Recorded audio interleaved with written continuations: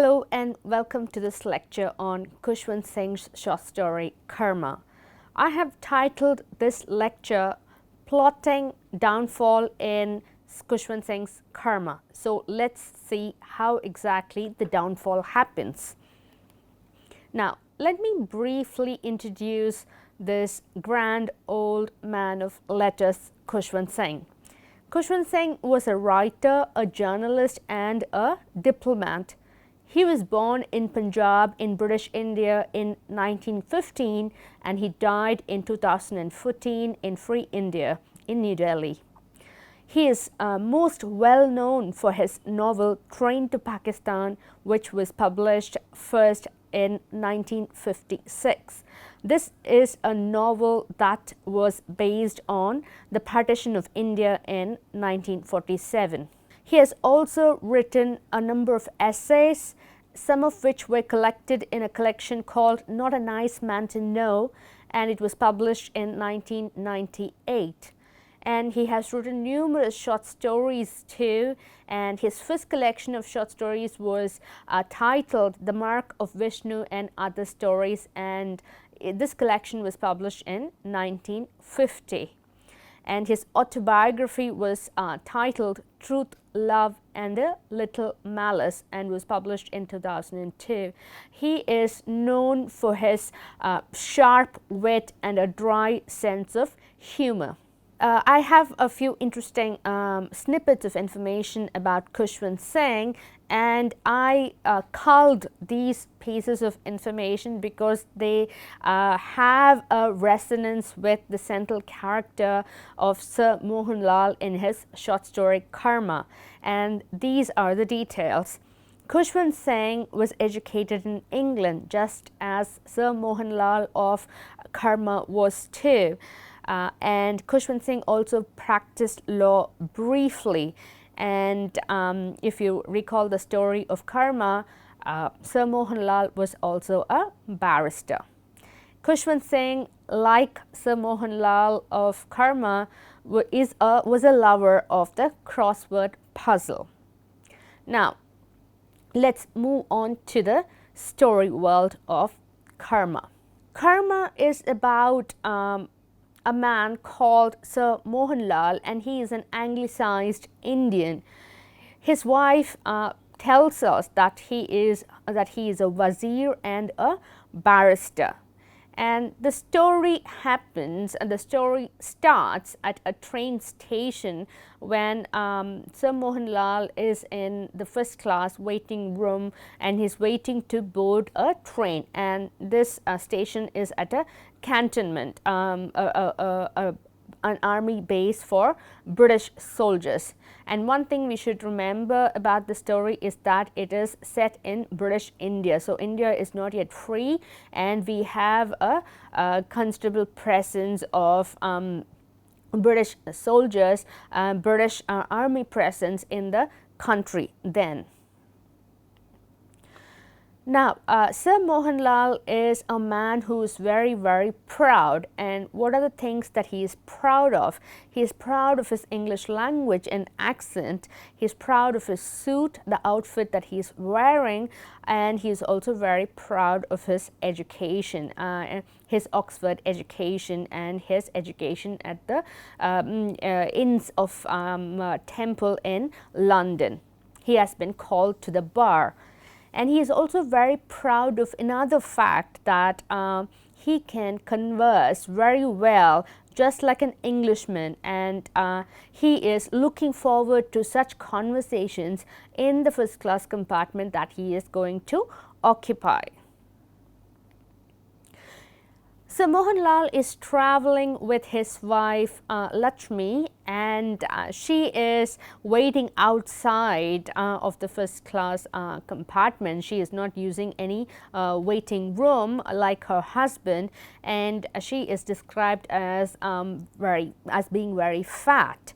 And she herself describes her as a native woman, only a native woman. That is very interesting. She is being very self-conscious about that fact, and she thinks that that category is not something to be proud of. And she says, I'm only a native woman and I cannot understand English, which is why I'm not going to travel in the first class compartment with my husband. So that's what she tells the coolie who is having a conversation with her outside the first class waiting room. So she is going to travel in the Zenana interclass and not with her husband. We'll come to the meaning of the Zenana interclass in a couple of minutes.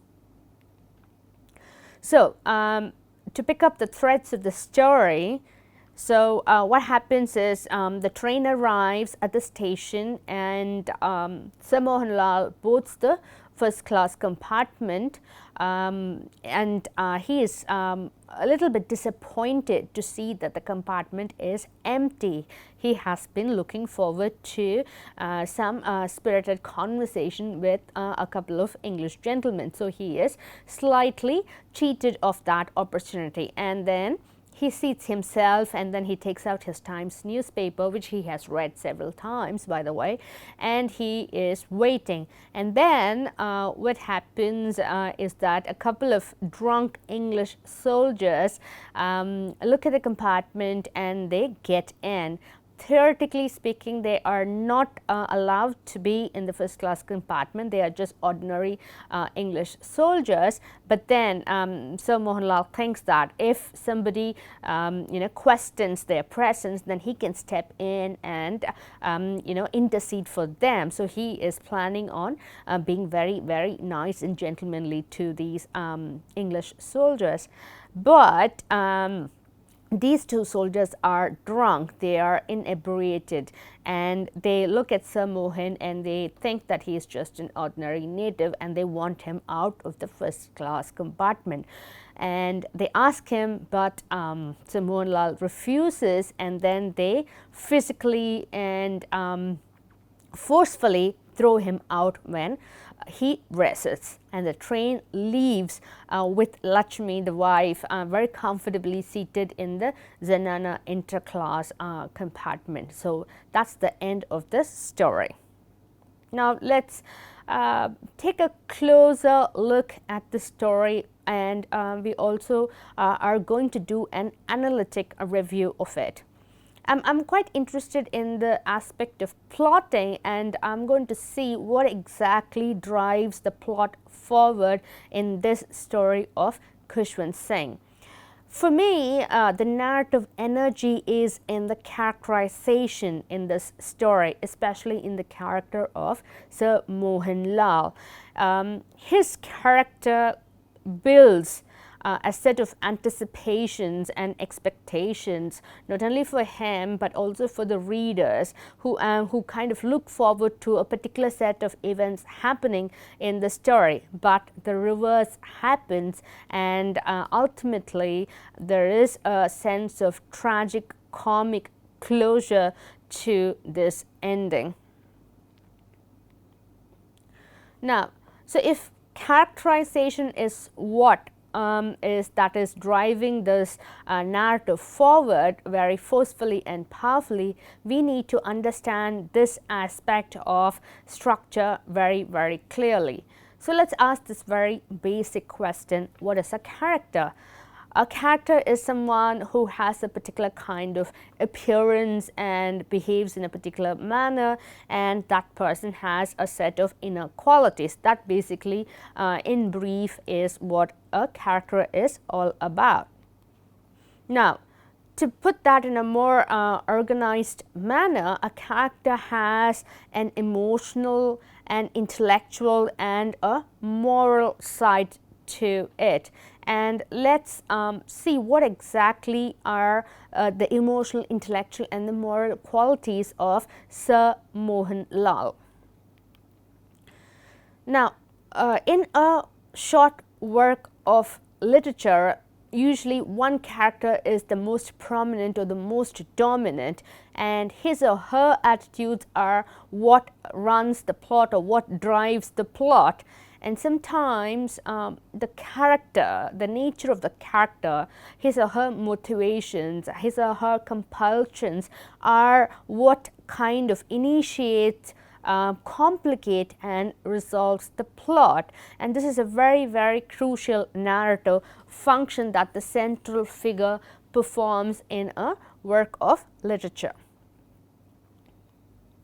Now, while the central character is the most important figure in a short work or in any work of fiction, there are minor characters who can complicate or who can help in the resolution of the narrative. And we should keep this fact in mind and try and understand what are the motivations of the minor characters and why they behave in the way they do. And these minor figures can be invested with vital roles in literary works. And as I mentioned, they can have a massive plot impact in the way they intervene in the trajectory of the plot, in the narrative of the plot, and turn it in a direction that is quite unanticipated and help in its resolution or in its closure. Now, if we recall Khuswant Singh's theory of a great short story, he had once said that a short story is something that could be about a character, a particular character, and that character's relationship with other characters. So the interaction between two different kinds of character could have an impact on the plot. The contrast between the two in terms of their attitudes and behavior could be what is driving the plot forward. Let us have a quick look at whether that is the case in the case of Karma, the short story in question for this week. Now, who is the central character in the story? It is most obviously Sir Mohan Lal.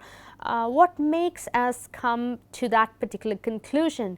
We can easily say that the focus of the story is Sir Mohan Lal. And is he important to us? Yes, he is important to us because we get a window into his thought process. And how do we get that? We get that through the narrative of the third person narrator, who is most interested in Sir Mohan Lal. And as I said, we get a picture of the consciousness. We get to enter the consciousness. We get to see the consciousness of Sir Mohan Lal in this particular story. Unlike the other characters, we get descriptions of Laxmi, we get descriptions of the servants, the bearers who serve Sir Mohan Lal, but we do not get a detailed narrative about the consciousness or the motivations of the other characters, just as we get with Sir Mohan Lal. Now, what is the external appearance of the main character? This is an important question, a question that we usually begin with in terms of the analysis, the analysis of a particular character. So, let's begin with the external appearance, and then we can see what are the thematic connections between the external appearance and the interior psyche of this character, because these two usually have some connections. Now, this excerpt from the story tells us some important information as to the physical appearance of Sir Mohan Lal. Sir Mohan Lal is a very interesting name, by the way, because the word Sir tells us that he has been knighted for his services to the British government. So he has been accorded the highest honor, one of the highest honors in the British governance. So that's why the repetition of the word sir is very, very interesting, because that authority is constantly reinforced. The authority that he has gained from the British government is reinforced when that word Sir Mohan is repeated in the narrative. So, how does he look like? So, this excerpt tells us that you're a bit of all right, old chap, it said. Distinguished, efficient, and even handsome. That neatly trimmed moustache, the suit from Savile Row with carnation in the buttonhole, the aroma of eau de cologne, talcum powder, scented soap all about you. So, who is this it? That's the first question that you might want to ask if you haven't read the story. But if you have read the story, you would know that it is the mirror in the waiting room of the first class compartment. And this mirror, Sir Mohan Lal imagines to be talking to him. So, the mirror says that the mirror is broken, by the way, and Sir Mohan Lal thinks that the broken mirror, the cracked mirror, is somehow representative or symbolic of the nature of the country itself, how fractured and broken it is. So, the mirror, when he the mirror responds to Sir Mohan Lal's speech about the condition of the mirror, and by extension the country itself. And the mirror says, you're a bit of okay, old chap, you're distinguished, you've got a lot of distinctions, you're efficient, very efficient, and even handsome, you're even good looking.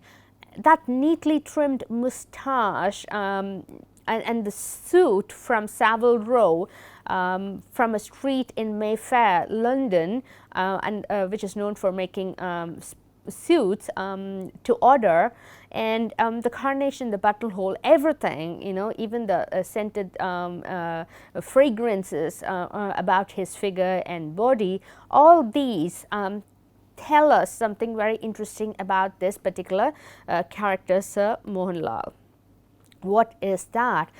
That is that he is a gentleman, that he is a gentleman in the British sense, that is, he is an English gentleman. And as I said, Savile Row is very important because this tells us that Sir Mohan Lal has risen in society to such an extent that he has the access to Savile Row in Mayfair, London, where he bought these suits. And this particular region, Savile Row, is known principally for its traditional, authentic and conventional suits worn by British gentlemen. Now I have a picture here of some gentlemen, and that picture can give you a sense of the kind of clothing that Sir Mohan Lal might be sporting in this story, Karma. So, he is very well groomed, the central character is very well dressed, and his trimmed moustache suggests that he is a very, very tidy person. And again, the aroma of powder, lotion, after shaving lotion, and scented soap tells us that he takes good care of his appearance, and he's very, very particular about the way he appears to the society. He wants to make a particular impression, a specific impression on those around him. So, we have asked this important question of what does he look like. So, now we know he looks like a British English gentleman. Now, the other set of questions that are crucial to understanding further about his quality of life are these. What is his state of affairs? Where does he live? Is he single? What is his profession? So, these are some of the questions that need to be asked to get a really good, close understanding of his place in society. So obviously he is wealthy. He must be doing well because he travels first class, and he is also using the first class waiting room because that ticket gives him that privilege. And the story also tells us that he has a big house. There is a very direct reference to the bungalow that he has, and it's a big bungalow with probably several stories, and at one point in the story we get to know through his wife that he is a high official. She calls him the vizier, and the vizier could mean high official in the colloquial sense, and he is also a barrister. He has studied for law. He has been called to the bar, and he has studied at the Inns Temple. And the wife also makes it a point to mention that to the coolie that her husband would meet many officers and English gentlemen in the first class compartment, which is why she wants to avoid that space. And these are some of the information that tells you, that kind of fleshes out the physical and the social status of Sir Mohan Lal. Now, what are, so we have asked him, we have asked this question, what is his appearance like, how wealthy he is, and now we come to his significant characteristics and how are they manifested. So what are his chief characteristics, and how are they revealed in the story? Through what sort of action do we get to know his interior workings? And the other question to ask and observe is, how does he interact with others? This is very, very important, because sometimes only through interactions the real character surfaces. So when a person is on his own or on her own, we do not get to see his or her personality at work unless that personality kind of has a interchange or an exchange with another person.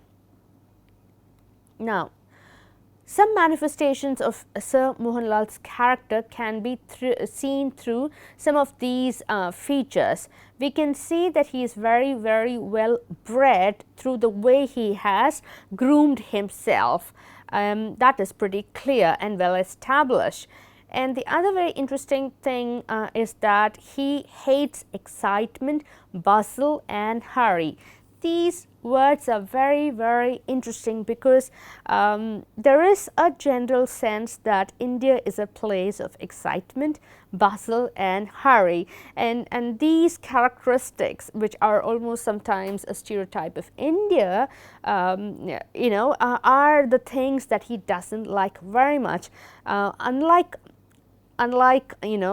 Laxmi, who kind of participates in this, he has a very, very studied manner of moving about. And he also wants everything to be tickety-boo, everything to be in good order. Tickety-boo means in good order, or he wants everything to be fine, to be perfectly all right. And tickety-boo is a phrase which is informal and now outdated. It's a very English phrase, and he uses that. Actually, the third person narrator uses that phrase to kind of give us a sense of the words that his central character Mohan Lal would like or uses often. So, the narrator tells us in brief what are his predilections. It says, the narrative says, in his 5 years abroad, Sir Mohan Lal had acquired the manners and attitudes of the upper classes. He rarely spoke Hindustani. When he did, it was like an Englishman's, only the very necessary words and properly anglicized. So, we get a lot of information from this excerpt, that is, he spent 5 years abroad, only 5 years, and he while he was there, has adopted the manners of the upper classes, and that's something we need to keep in mind. And when he returns, or whenever he gets a chance, he speaks Hindustani only when it's absolutely essential, and even then he speaks it like an Englishman would speak the language, only the essential content words, and pronounced in such a way that they are anglicized. So, it's very interesting that he adopts the manners of the upper class. It's probably because of his educational context. He went to Oxford, he went to the bar, and these are places visited usually by the British higher society. And this window into the educational scenario of the upper classes kind of makes him break away with his native language, and when he returns, he doesn't connect with the native landscape or with the native culture, and that break is signified in the words and phrases that he uses. It's very interesting to see that he doesn't use the full sentence. Instead, he uses only words here and there. Mohan Lal is very, very proud of his social background, which is chiefly derived through his education at Oxford.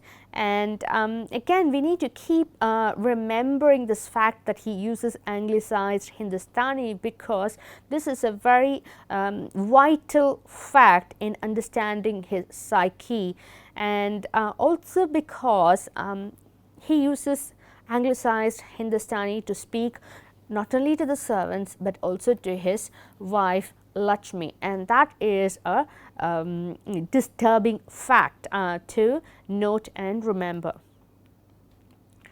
Now, we get another window into how he looks at these two nations, England and India, through this excerpt, very important excerpt that I have chosen to read for you here. So, the narrator says, 5 years of a crowded, glorious life, worth far more than the 45 in India, with his dirty, vulgar countrymen, with sordid details of the road to success, of nocturnal visits to the upper story, and all too brief sexual acts with obese old Laxmi, smelling of sweat and raw onions. So here we have a comparative evaluation of his life in both these countries, and he says that that there is a disparity in the duration of his life spent in these two countries, but despite the disparity, he really appreciates the country where he had spent the least time. So this gives you again a very, very interesting window into Sir Mohan Lal's attitude towards his native country and to the foreign country that he had visited. So we need to remember one thing, that certain groups are clubbed together. Let's go back to the excerpt. Dirty, vulgar countrymen. And if we look for the dirty, vulgar countrymen in this story, they are represented in the servants and in his wife Laxmi. We don't get any other references about the countrymen that he is talking about in this story. So these are the representative figures.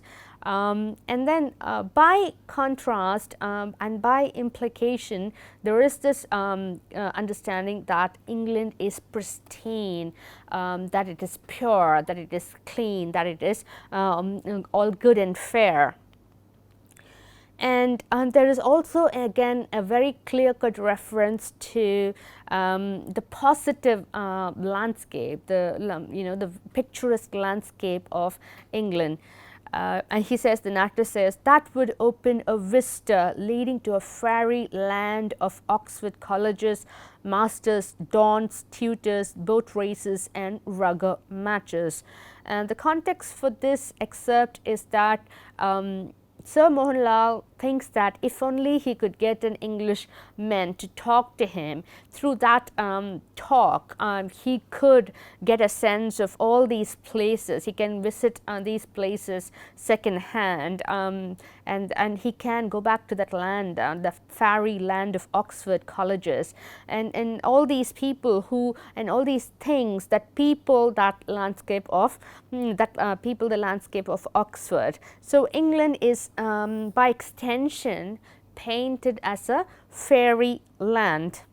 This is a very interesting and again a very disturbing notion to have about a country that is colonizing the nation, and we need to keep this interesting notion of Sir Mohan Lal in mind while we are evaluating him. So, the other interesting phrase in that excerpt is the sordid road to success. If you remember that excerpt that we looked at before, that is this one, with sordid details of the road to success. So, this phrase tells us that Sir Mohan Lal's rise to success on the Indian soil is probably not very respectable in some way or the other. So, sordid means something that is not right. There's something unhealthy, mean and underhand about that progress. And this association of sordid nature to the native land implies that the other country that Sir Mohan Lal is obsessing with is somehow, in terms of its moral values, is fair and square in its dealings. So, there is a contrast that is being set up subtly by these evaluations of Sir Mohan Lal, and we get to know this through the narrative viewpoint of the third person narrator. And again, those 5 years that Sir Mohan Lal has been in England is a kind of a happy place in his mind, one that he keeps revisiting through all these various objects and references to England. And he says that those 5 years of grey bags and gowns, of sport blazers and mixed doubles, of dinners at the Inns of Court and nights with the Piccadilly prostitutes. So, he fantasizes about all these aspects again once he has left the region and is back on Indian soil. And I want you to take a good look at the parallelisms that's built that are built in this structural framework. You can see the grey bags and gowns, of sport blazers and mixed doubles, of dinners and Inns and Court and nights with the Piccadilly. So, there is a nice balancing act that's going on in this particular statement, and we need to again delve deeper into the parallelisms that are referenced here. Now, again, all these things that are pointed out, the bags and the gowns and the dinners and the prostitutes, they are elements that are picked out, disparate elements in some sense. They are picked out and they are enjoyed in distinctly, separately out of that cultural context. And what does that tell us? So, there is a lot of synecdoche in this narrative and in the psyche of Mohan Lal. He is enjoying things out of their context. He's just taking them out of the wall in some sense, and kind of relishing them on their own in isolated fashion. So, let's look at the rationale and the consequences of such an enjoyment as well. So what exactly is a synecdoche? Synecdoche is a literary device in which a part of something represents the whole, or the whole may be used to represent the part. So either of these things are possible.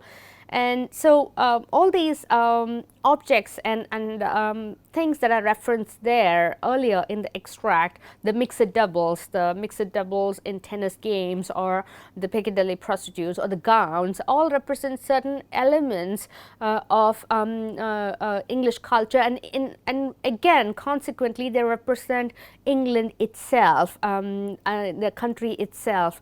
So disparate things and commodities come to stand for England in the mind of Sir Mohan Lal, and that is very, very odd. That's unusual, and because that tells you that his psyche is fractured in some sense, and the fracturing of that psyche could be associated with his break from his own nation.